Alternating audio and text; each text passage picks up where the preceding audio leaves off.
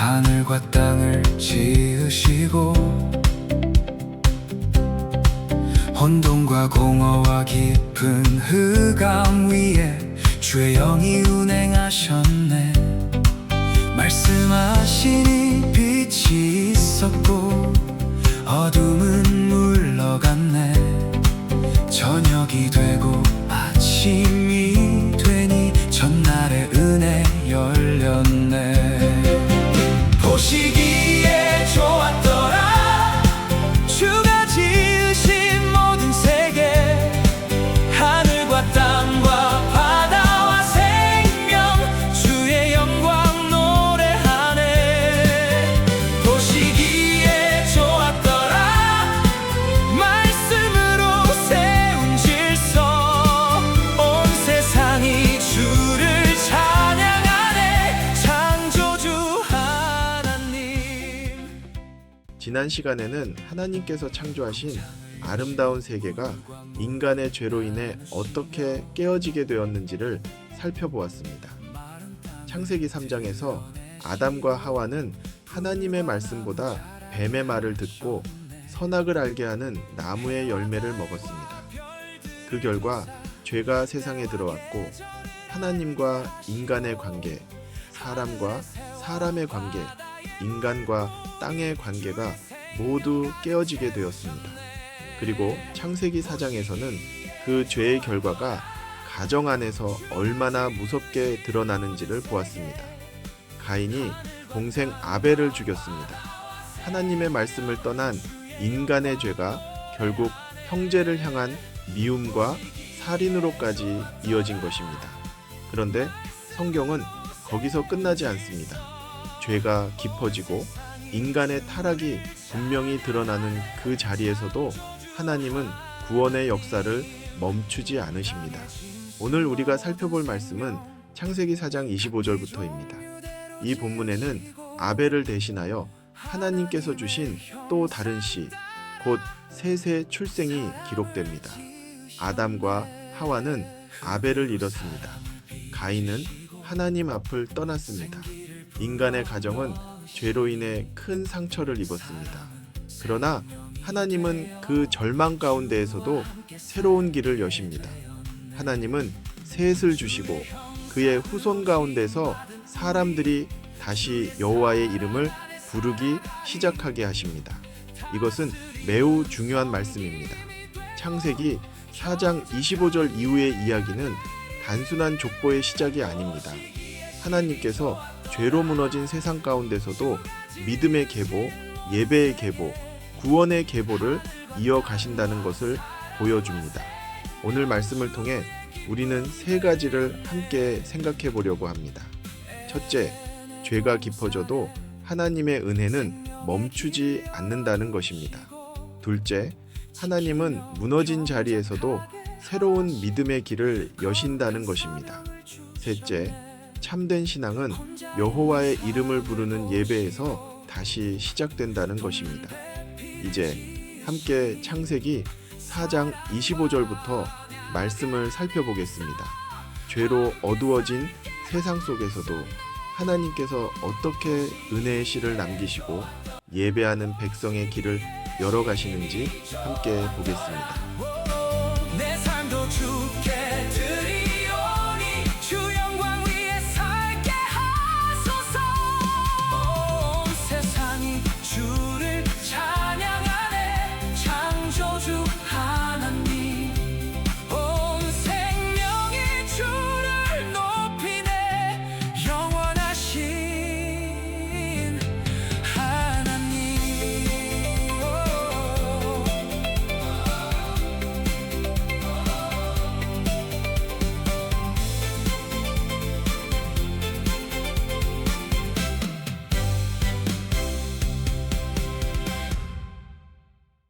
안녕하세요. 쉐마성 경강좌의 김상태 목사입니다. 창세기 4장 마지막에 하나님은 아담과 하와에게 셋을 주십니다. 아벨은 죽었고 가인은 하나님을 떠났습니다. 그러나 하나님은 구원의 계보를 끊지 않으십니다. 셋을 통해 신앙의 족보를 이어가십니다. 창세기 5장에는 아담에서 노아까지 이어지는 족보가 나옵니다. 아담, 셋, 에노스, 게난, 마할랄렐, 야렛, 에녹, 무드셀라, 라멕, 노아. 이 족보를 읽다 보면 반복되는 말이 있습니다. 낳고, 살고, 죽었더라. 특히 죽었더라가 계속 반복됩니다. 왜 이것이 중요합니까? 하나님 말씀대로 된 것입니다. 하나님이 선악과를 먹으면 반드시 죽으리라고 하셨습니다. 그리고 실제로 사람은 죽습니다. 아무리 오래 살아도 결국 죽습니다. 죽음은 자연스러운 친구가 아닙니다. 죽음은 죄의 결과입니다. 죽음은 하나님 말씀의 성취입니다. 그런데 이 죽음의 반복 속에서 특별한 사람이 등장합니다. 바로 에녹입니다. 창세기 5장 24절입니다. 에녹이 하나님과 동행하더니 하나님이 그를 데려가심으로 세상에 있지 아니하였더라. 에녹은 죽음을 보지 않고 하나님께로 갔습니다. 그런데 에녹을 설명하는 말은 화려하지 않습니다. 무슨 업적을 많이 남겼다고 하지 않습니다. 큰 성을 세웠다고 하지 않습니다. 문명을 발전시켰다고 하지 않습니다. 딱 한마디입니다. 하나님과 동행했다. 이것이 성경이 기억하는 위대한 인생입니다. 세상은 업적을 기억합니다. 세상은 성공을 기억합니다. 세상은 이름을 남긴 사람을 위대하다고 말합니다. 하지만 하나님은 하나님과 동행한 사람을 귀하게 보십니다. 우리 인생도 그렇습니다. 무엇을 얼마나 남겼느냐보다 더 중요한 것이 있습니다. 하나님과 동행했느냐입니다. 다음 세대에게 믿음을 전했느냐입니다. 하나님의 말씀 안에서 살았느냐입니다. 에녹의 아들이 무두셀라입니다. 무두셀라는 성경에서 가장 오래 산 사람입니다. 969세를 살았습니다. 무두셀라의 이름을 그가 죽으면 임한다는 뜻으로 해석하는 전통적 설명이 있습니다. 이 해석을 확정적 교리처럼 말할 수는 없지만 설교적으로는 하나님의 오래 참으심을 묵상하게 해줍니다. 왜냐하면 무두셀라가 오래 살았다는 것은 하나님이 오래 참으셨다는 것을 보여주기 때문입니다. 하나님은 심판을 기뻐하시는 분이 아닙니다. 하나님은 오래 참으십니다. 돌아오기를 기다리십니다. 회개할 기회를 주십니다. 그러나 오래 참으심이 영원한 방치는 아닙니다. 하나님은 오래 참으시지만 끝까지 회개하지 않는 죄는 반드시 심판하십니다. 노아의 아버지 라멕은 아들의 이름을 노아라고 짓습니다. 노아라는 이름에는 안위, 위로의 의미가 있습니다. 라멕은 이렇게 말합니다. 여호와께서 땅을 저주하심으로 수고롭게 일하는 우리를 이 아들이 안위하리라.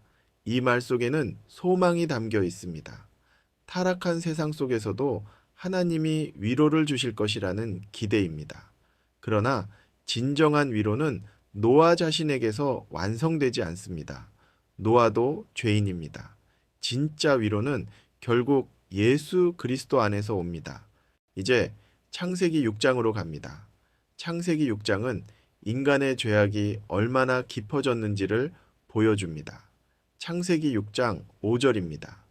여호와께서 사람의 죄악이 세상에 가득함과 그의 마음으로 생각하는 모든 계획이 항상 악할 뿐임을 보시고. 정말 무서운 말씀입니다. 사람의 죄악이 세상에 가득했습니다. 마음으로 생각하는 모든 계획이 항상 악했습니다.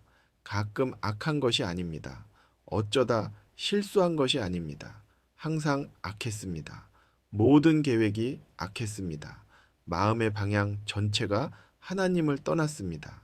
이것이 성경이 말하는 인간의 전적 타락입니다. 사람이 죄를 조금 짓는 존재라는 뜻이 아닙니다. 죄가 인간 존재 전체를 오염시켰다는 뜻입니다. 생각도, 욕망도, 의지도, 관계도 모두 죄의 영향을 받았습니다. 창세기 6장에는 하나님의 아들들이 사람의 딸들의 아름다움을 보고 자기들이 좋아하는 모든 여자를 아내로 삼았다는 말씀이 나옵니다. 이 본문은 해석이 쉽지 않습니다. 교회 안에서도 여러 견해가 있습니다. 어떤 사람들은 하나님의 아들들을 셋의 경건한 후손으로 봅니다. 또 어떤 사람들은 타락한 천사나 영적 존재로 봅니다. 또 어떤 사람들은 고대의 권력자들, 왕족들로 보기도 합니다. 어느 견해를 취하든 본문의 핵심은 분명합니다. 인간 사회가 하나님이 세우신 질서를 떠났다는 것입니다. 결혼과 성의 질서가 무너졌습니다. 권력과 욕망이 결합했습니다. 폭력이 땅에 가득했습니다. 하나님이 보시기에 세상은 심판을 피할 수 없는 상태가 되었습니다. 하나님은 노아에게 방주를 지으라고 하십니다. 방주는 히브리어로 테바입니다. 항해용 배라기보다 물 위에 떠 있는 큰 상자에 가깝습니다. 목적은 어디론가 조종해서 가는 것이 아닙니다. 하나님의 심판 가운데 보존되는 것입니다. 노아는 하나님이 명하신 대로 방주를 짓습니다. 히브리서 11장 7절은 노아의 믿음을 이렇게 설명합니다. 믿음으로 노아는 아직 보이지 않는 일에 경고하심을 받아 경외함으로 방주를 준비하여, 믿음은 아직 보이지 않는 하나님의 말씀을 붙드는 것입니다. 사람들이 비웃어도 상황이 이해되지 않아도 하나님이 말씀하셨기 때문에 순종하는 것입니다. 노아는 방주를 지으며 세상에 경고했습니다. 하지만 사람들은 듣지 않았습니다. 먹고 마시고 장가가고 시집가다가 홍수가 임했습니다. 마침내 홍수가 시작됩니다. 큰 기품의 샘들이 터지고 하늘의 창문이 열립니다. 비가 40주야 동안 땅에 쏟아집니다. 물이 온 땅을 덮습니다. 홍수는 단순한 자연재해가 아닙니다. 하나님의 심판입니다. 죄로 가득 찬 세상을 하나님께서 심판하신 사건입니다. 하지만 동시에 홍수는 끝이 아닙니다. 새로운 시작입니다. 하나님은 노아와 그의 가족을 방주 안에서 보존하십니다. 동물들도 보존하십니다. 심판 가운데서도 하나님은 생명을 보존하십니다. 이것이 하나님의 방식입니다. 하나님은 심판하십니다. 그러나 자기 백성을 보존하십니다. 방주는 그리스도를 바라보게 합니다. 방주 안에 있는 자가 심판에서 보존된 것처럼 그리스도 안에 있는 자가 마지막 심판에서 구원을 받습니다. 물이 줄어들고 노아는 방주에서 나옵니다. 그리고 가장 먼저 무엇을 합니까? 제단을 쌓고 하나님께 제사를 드립니다. 노아가 방주에서 나와 가장 먼저 한 일은 집을 지은 것이 아닙니다. 농사를 시작한 것도 아닙니다. 제단을 쌓았습니다. 예배했습니다. 이것이 중요합니다. 새로운 시작은 예배로 시작되어야 합니다. 하나님의 은혜로 살아남은 사람은 먼저 하나님께 감사해야 합니다. 하나님은 노아의 제사를 받으시고 약속하십니다. 다시는 물로 모든 생물을 멸하지 않겠다고 하십니다. 그리고 그 언약의 표징으로 무지개를 주십니다. 무지개는 단순히 아름다운 자연현상이 아닙니다. 하나님의 언약의 표징입니다. 하나님께서 심판 중에도 긍휼을 기억하신다는 표입니다. 창세기 9장 6절도 매우 중요합니다. 다른 사람의 피를 흘리면 그 사람의 피도 흘릴 것이니 이는 하나님이 자기 형상대로 사람을 지으셨음이니라. 왜 살인이 무섭습니까? 사람이 하나님의 형상이기 때문입니다. 사람의 가치는 사회가 정하는 것이 아닙니다. 능력이 정하는 것이 아닙니다. 나이가 정하는 것이 아닙니다. 경제력이 정하는 것이 아닙니다. 하나님이 자기 형상대로 지으셨기 때문에 사람은 존귀합니다. 그러므로 성경적 인권의 기초는 하나님의 형상입니다. 그런데 성경은 노아의 아름다운 모습만 기록하지 않습니다. 노아의 실수도 기록합니다. 노아가 포도주를 마시고 취하여 장막 안에서 벌거벗었습니다. 함은 아버지의 수치를 보고 밖에 나가 형제들에게 알렸습니다. 그러나 셈과 야벳은 옷을 가지고 뒷걸음쳐 들어가 아버지의 허물을 덮었습니다. 여기서 중요한 교훈이 있습니다. 사랑은 허물을 덮습니다. 죄를 무조건 숨기라는 말이 아닙니다. 그러나 사람의 수치를 즐기고 퍼뜨리는 것은 사랑이 아닙니다. 오늘 우리는 얼마나 쉽게 남의 허물을 말합니까? 얼마나 쉽게 소문을 퍼뜨립니까? 하지만 하나님 앞에서 성숙한 사람은 남의 수치를 즐기지 않습니다. 노아는 가나안에 대해 저주의 말을 합니다. 이 본문은 역사 속에서 심각하게 오용되었습니다. 어떤 사람들은 이것을 특정 인종을 차별하거나 노예제도를 정당화하는 근거로 사용했습니다. 그러나 그것은 성경을 심각하게 왜곡한 것입니다. 본문은 함의 모든 후손을 말하지 않습니다. 특정 인종 전체를 말하지도 않습니다. 가나안을 말합니다. 이후 역사 속에서 가나안 족속의 타락과 심판으로 이어지는 흐름과 연결됩니다. 그러므로 이 본문을 인종차별의 근거로 사용하는 것은 절대로 옳지 않습니다. 성경은 모든 사람이 하나님의 형상이라고 말합니다. 창세기 10장은 흔히 민족들의 표라고 부릅니다. 노아의 세 아들 셈과 함과 야벳을 통해 여러 민족이 퍼져 나갑니다. 야벳의 후손들은 주로 북쪽과 서쪽 지역으로, 함의 후손들은 이집트, 가나안, 구스 지역으로, 셈의 후손들은 아브라함으로 이어지는 계보와 연결됩니다. 이 장은 읽기에 조금 어렵습니다. 이름이 많이 나오기 때문입니다. 하지만 매우 중요한 장입니다. 왜냐하면 성경이 이스라엘 민족만의 이야기로 시작하지 않는다는 것을 보여주기 때문입니다. 성경은 온 인류의 이야기로 시작합니다. 모든 민족이 하나님의 창조 세계 안에 있습니다. 모든 민족이 하나님 앞에 책임 있는 존재입니다. 그리고 이 모든 민족이 흩어진 후 하나님은 창세기 12장에서 아브라함을 부르십니다. 왜 부르십니까? 땅의 모든 족속이 복을 얻게 하시려고 부르십니다. 창세기 10장에는 니므롯이라는 인물이 나옵니다. 니므롯은 세상에서 강한 자로 묘사됩니다. 그는 바벨, 에렉, 아갓, 니느웨 같은 성읍들과 관련됩니다. 여기서 다시 성읍의 흐름이 나타납니다. 가인이 성을 쌓았습니다. 니므롯도 성읍과 제국의 흐름을 보여줍니다. 그리고 곧 바벨탑 사건으로 이어집니다. 성읍 자체가 나쁜 것은 아닙니다. 문명 자체가 죄는 아닙니다.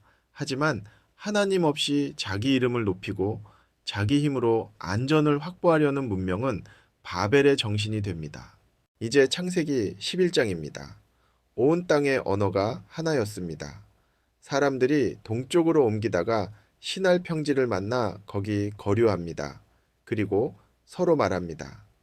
자, 벽돌을 만들어 견고히 굽자.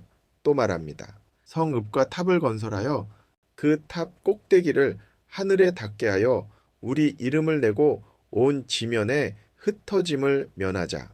여기에 바벨탑의 죄가 분명히 드러납니다. 첫째, 자기 이름을 내려는 교만입니다. 우리 이름을 내자. 하나님의 이름이 아니라 우리의 이름입니다. 하나님의 영광이 아니라 우리의 영광입니다. 둘째, 하나님의 명령을 거부한 불순종입니다. 하나님은 사람에게 생육하고 번성하여 땅에 충만하라고 하셨습니다. 그런데 사람들은 흩어짐을 면하자고 합니다. 하나님의 명령을 정면으로 거부한 것입니다. 셋째, 하나님 없이 안전을 확보하려는 욕망입니다. 높은 탑을 쌓고 강한 성읍을 만들고 우리끼리 뭉치면 안전할 것이라고 생각합니다. 이것이 바벨의 정신입니다. 바벨은 단지 고대의 한 사건이 아닙니다. 바벨은 하나님 없이 인간이 스스로 구원받으려는 모든 시도의 상징입니다. 오늘날에도 바벨은 계속됩니다. 돈으로 안전을 확보하려는 마음, 성공으로 자기 이름을 높이려는 마음, 기술로 하나님 없이 살 수 있다고 생각하는 마음, 사람들의 인정 속에서 자기 가치를 찾으려는 마음, 이 모든 것이 바벨의 정신입니다. 사람들은 탑을 하늘에 닿게 하겠다고 했습니다. 그런데 성경은 하나님이 내려오셨다고 말합니다. 이 표현이 참 아이러니합니다. 사람들은 자기 탑이 하늘에 닿을 만큼 높다고 생각했지만 하나님 보시기에는 내려와서 보셔야 할 만큼 작은 것이었습니다. 인간의 교만은 스스로 보기에는 대단합니다. 그러나 하나님 앞에서는 아무것도 아닙니다. 하나님은 그들의 언어를 혼잡하게 하십니다. 서로 말이 통하지 않게 하십니다. 그리고 그들을 온 지면에 흩으십니다. 하나님이 흩으신 것은 단순한 벌만이 아닙니다. 그들의 악한 연합을 막으신 것입니다. 죄가 하나로 뭉쳐 더 큰 악을 이루지 못하게 하신 것입니다. 언어가 나뉘고 문화가 나뉘고 민족이 흩어집니다. 그런데 이 흩어짐은 성경 전체에서 다시 회복을 향해 갑니다. 사도행전 2장에서 오순절 성령 강림이 일어납니다. 여러 나라 말로 하나님의 큰 일을 말하게 됩니다. 바벨에서 언어가 갈라졌다면 오순절에는 복음 안에서 열방이 다시 하나님의 말씀을 듣습니다.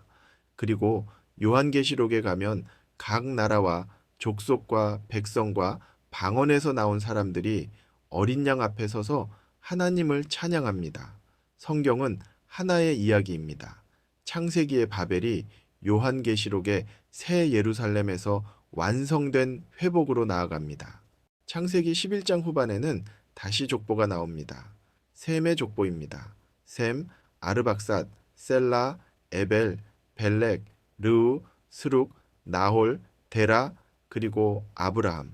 성경은 많은 민족이 흩어진 이야기를 한 후 다시 한 사람에게 초점을 맞춥니다. 아브라함입니다. 이것이 중요합니다. 하나님은 바벨에서 흩어진 민족들을 포기하지 않으셨습니다. 인류가 교만과 욕심으로 흩어졌지만 하나님은 그들을 버리지 않으셨습니다. 오히려 한 사람 아브라함을 부르셔서 모든 민족을 복 주실 계획을 시작하십니다. 창세기 12장 3절입니다. 땅의 모든 족속이 너로 말미암아 복을 얻을 것이라. 이것이 창세기 1장부터 11장까지의 결론입니다. 하나님은 처음부터 온 세상의 하나님이십니다. 이스라엘만의 하나님이 아닙니다. 모든 민족의 창조주이십니다. 그런데 모든 민족이 하나님을 떠났습니다. 죄가 세상에 가득했습니다. 심판이 임했습니다. 바벨에서 흩어졌습니다. 그러나 하나님은 포기하지 않으셨습니다. 아브라함을 부르셨습니다. 그 후손 가운데 이스라엘을 세우셨습니다. 그리고 마침내 아브라함의 자손으로 예수 그리스도께서 오셨습니다. 예수님 안에서 땅의 모든 족속이 복을 얻게 됩니다. 창세기 2장 19절부터 11장까지는 긴 이야기처럼 보이지만 흐름은 분명합니다. 첫째, 하나님은 사람을 사랑의 관계 안에서 창조하셨습니다. 사람은 하나님의 형상으로 지음받았고 하나님을 섬기며 세상을 다스리는 사명을 받았습니다. 남자와 여자는 하나님의 형상으로 동등하게 창조되었고 가정은 하나님이 세우신 첫 번째 사랑의 공동체였습니다. 둘째, 사람은 교만과 욕심으로 타락했습니다. 사람은 하나님 말씀을 신뢰하지 않고 자기 판단을 따랐습니다. 하나님처럼 되려고 했지만 그 결과는 수치와 두려움과 죽음이었습니다. 셋째, 하나님은 타락한 인간을 버리지 않으셨습니다. 창세기 3장 15절에서 여자의 후손을 약속하셨고 가죽옷을 입히심으로 대속의 은혜를 미리 보여주셨습니다. 넷째, 죄는 빠르게 확산되었습니다. 가인은 아벨을 죽였고 가인의 후손들은 문명을 발전시켰지만 동시에 도덕적으로 타락했습니다. 그러나 하나님은 세세의 계보를 통해 신앙의 족보를 이어가셨습니다. 다섯째, 홍수는 하나님의 심판이면서 동시에 새로운 시작이었습니다. 세상은 죄악으로 가득했지만 노아는 은혜를 입었습니다. 방주는 심판 가운데서 자기 백성을 보존하시는 하나님의 구원을 보여줍니다. 여섯째, 바벨탑은 인간 교만의 절정입니다. 사람은 하나님의 이름이 아니라 자기 이름을 내려고 했습니다. 하나님의 명령을 따르기보다 흩어짐을 면하려 했습니다. 그 결과 하나님은 언어를 혼잡하게 하시고 민족을 흩으셨습니다. 일곱째, 하나님은 흩어진 민족들을 포기하지 않으셨습니다. 아브라함을 부르셔서 땅의 모든 족속이 복을 얻게 하겠다고 약속하셨습니다. 그리고 그 약속은 예수 그리스도 안에서 성취됩니다. 핵심은 이것입니다. 사람은 하나님을 떠났지만 하나님은 사람을 포기하지 않으셨습니다. 에덴에서 사람이 숨었을 때도 하나님이 찾아오셨습니다. 가인이 죄 앞에 서 있을 때도 하나님이 경고하셨습니다. 세상이 죄악으로 가득했을 때도 하나님은 노아를 은혜로 보존하셨습니다. 바벨에서 민족들이 흩어졌을 때도 하나님은 아브라함을 부르셨습니다. 그리고 마침내 예수 그리스도께서 오셨습니다. 예수님은 마지막 아담으로 오셨습니다. 첫 아담은 불순종했지만 예수님은 순종하셨습니다. 첫 아담 안에서 죄와 사망이 들어왔지만 예수 그리스도 안에서 의와 생명이 주어졌습니다. 그러므로 창세기 2장부터 10장까지의 이야기는 단지 옛날 이야기가 아닙니다. 오늘 우리의 이야기입니다. 우리가 누구인지, 우리의 죄가 무엇인지 보여줍니다. 그리고 우리에게 필요한 구원이 무엇인지 보여줍니다. 우리는 인류 원역사의 큰 흐름을 살펴보았습니다. 에덴에서 시작된 인간의 사명, 남자와 여자의 창조, 죄의 시작, 가인과 아벨, 셋의 족보, 홍수 심판, 노아 언약, 바벨탑, 그리고 아브라함으로 이어지는 길까지 살펴보았습니다. 이 모든 흐름은 하나의 질문으로 모입니다. 하나님은 죄인을 어떻게 구원하시는가? 그 답은 창세기 12장에서 더 분명해지고 성경 전체를 지나 예수 그리스도 안에서 완성됩니다. 그러므로 창세기는 단지 시작의 책이 아닙니다. 복음의 뿌리를 보여주는 책입니다. 오늘 말씀을 통해 우리가 다시 기억했으면 좋겠습니다. 우리는 하나님 없이 살 수 없습니다. 우리의 이름을 높이는 바벨의 길이 아니라 하나님의 이름을 높이는 믿음의 길을 걸어야 합니다. 그리고 하나님은 오늘도 자기 백성을 부르십니다. 숨은 아담을 부르셨듯이 방황하는 우리를 부르십니다. 네가 어디 있느냐? 이 하나님의 부르심 앞에 우리가 믿음으로 대답할 수 있기를 바랍니다. 주님, 제가 여기 있습니다. 주님의 은혜가 필요합니다. 오늘 영상은 여기까지입니다. 다음 시간에는 창세기 12장 하나님께서 아브라함을 부르시는 장면부터 함께 살펴보겠습니다. 감사합니다. 세상 죄악 가득하고 마음에 계획악할 때 하나님은 노아에게 은혜를 입히셨네. 보이지 않는 말씀을 믿음으로 붙들고 경외함으로 방주를 준비하게 하셨네. 비가 내리고 기쁨의 샘 터져도 방주 안에 생명은 주의 손에 있었네. 심판은 두려우나 은혜는 더 크시니 그리스도 안에 있는 자 구원을 얻으리. 사람은 떠났지만 주는 포기 않으셨네. 죄가 깊어져도 은혜는 멈추지 않네. 심판 중에도 생명을 보존하시고 흩어진 민족 위에 구원의 길 여시네. 오, 주님 내가 여기 있습니다. 주의 은혜 없이는 살 수 없습니다. 바벨의 길이 아닌 믿음의 길 걸으며 주의 이름 높이리. 주의 이름 높이리. 홍수 후에 노아가 제단을 먼저 쌓고 은혜로 살아난 삶 주께 예배드렸네. 무지개를 걸어두신 언약의 하나님 심판 중에도 긍휼을 기억하게 하셨네. 그러나 사람들은 그들은 다시 탑을 쌓으며 하나님 이름 아닌 자기 이름 구했네. 흩어짐을 면하려고 높이 높이 올렸지만 주는 내려오셔서 교만을 흩으셨네. 바벨에서 흩어진 모든 민족 위에 주는 아브라함을 부르셨네. 땅의 모든 족속이 복을 얻게 하리라. 그 약속의 수 안에서 이루셨네. 전 아담만의 죄와 사망 왔지만 마지막 아담 예수 생명을 주셨네. 숨은 아담을 부르신 주님 오늘도 나를 부르시네. 사람은 떠났지만 주는 포기 않으셨네. 죄가 깊어져도 은혜는 멈추지 않네. 심판 중에도 생명을 보존하시고 예수 그리스도 안에 구원을 이루셨네. 오 주님 내가 여기 있습니다. 주의 은혜 없이는 살 수 없습니다. 내 이름 높이는 바벨의 길 버리고 주의 이름 높이리. 주의 이름 높이리. 네가 어디 있느냐 부르시는 주님께 주님 제가 여기 있습니다.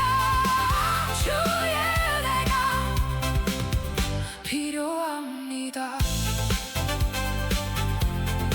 주의 은혜가 필요합니다.